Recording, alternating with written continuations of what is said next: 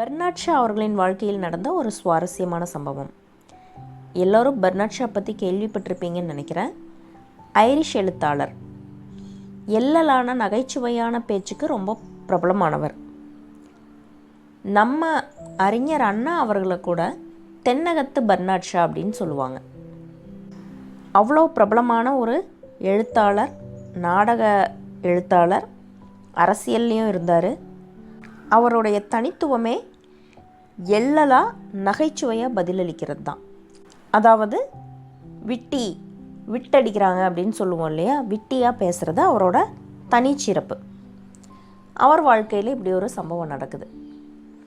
ஒரு நாள் Bernard Shaw நடந்து போய்கிட்டு இருக்காரு. அது ஒரு ஒத்தையடி பாதை. எதிரில் யாராவது வந்தாங்க அப்படின்னா ஒருத்தர் விலகி வழி விட்டால் தான் அந்த பாதையில் அவர் தொடர்ச்சியாக நடந்து போக முடியும். அப்படியான ஒரு பாதையில் நடந்து போய்கிட்டே இருக்கார். அப்போ எதிரில் ஒருத்தர் வர்றாரு. பெர்னாட் ஷாவுக்கு அவரை பார்த்ததும் அவர் மேலே ஒன்றும் பெரிய மரியாதை வரல. ஒரு எளிமையாக ஒருத்தர் வர்றாரு. அப்போ 2 பேர் எதிரெதிர் வந்து நின்றுட்டாங்க. இப்போ யாரோ ஒருத்தர் விலகி வழி விடணும், அப்போ தான் இன்னொருத்தர் கடந்து போக முடியும். பெர்னாட் ஷா சொல்கிறாரு, நான் முட்டாள்களுக்கு வழி விடுறதில்ல அப்படின்னு.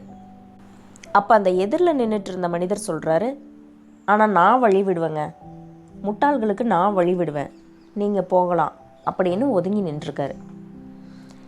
நக்கலான பதிலடிகள் கொடுக்கறதுலையே தலை சிறந்தவர் பெர்னாட் ஷா.